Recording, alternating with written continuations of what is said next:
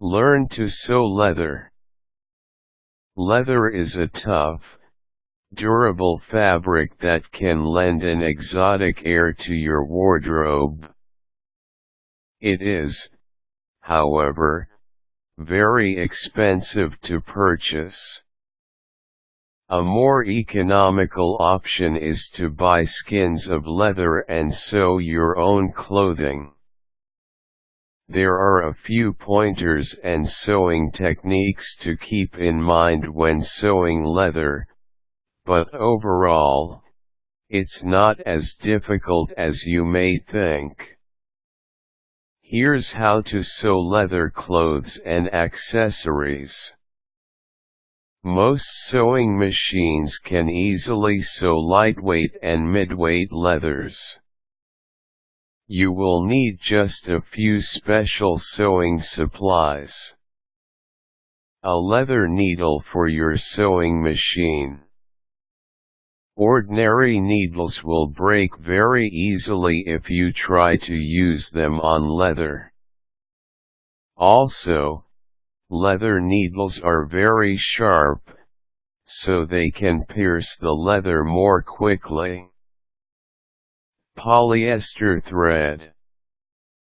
Cotton thread isn't strong enough to hold pieces of leather together.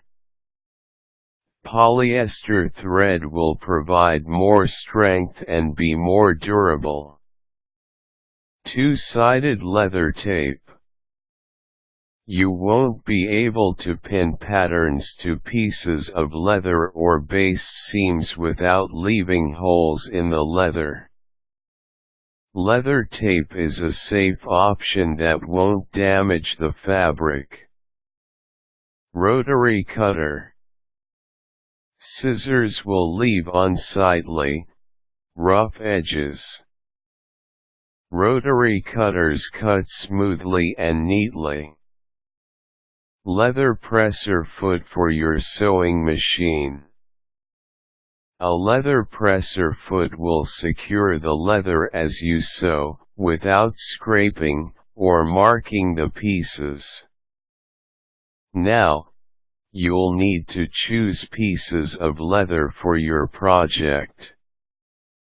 There are 4 main types of skins. Cowskin.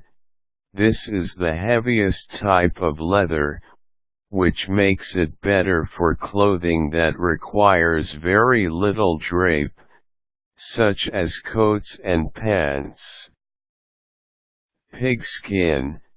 This is a mid-weight leather and is more versatile than cowskin, but it has large pores and doesn't come in large pieces, as cowskin does. Lambskin. This leather is very delicate and lightweight. It comes in relatively small pieces. It is not as durable as cowskin and pigskin. Snakeskin. Snakeskin is very fragile and is not suitable for most clothing. It can, however, be used for purses and belts. When you go to a leather shop to choose skins, be careful to choose pieces which have the same finish and are the same shade. Most leather pieces are measured in square feet, as opposed to other fabrics, which are normally measured in yards of 45 wide material. You may also want to consider suede or synthetic leather, which can provide a similar look at a much lower price. Now that you have your materials, you can begin constructing your leather garment almost. Because you can't go back and rip out sections that were measured incorrectly without leaving ugly pinholes, it's a good idea to make a sample of your project first, Using an inexpensive cotton material. Make any necessary adjustments to the pattern, then carefully take the pieces apart and use them as patterns to cut the leather. Tape the pattern using two-sided leather tape and cut them out with the rotary cutter. If you're more comfortable marking the pattern on the leather, use an easily removable writing medium, such as chalk. Once you're ready to sew the pieces of your pattern together, use a fairly long stitch. If you use too small of a stitch, it will create a perforating effect on the leather, which can make it tear easily. If your sewing machine skips a stitch, finish the seam, then go back and mend the skipped area by hand. Always knot thread at the beginning and end of seams, rather than backstitching, which will make unnecessary holes in the leather.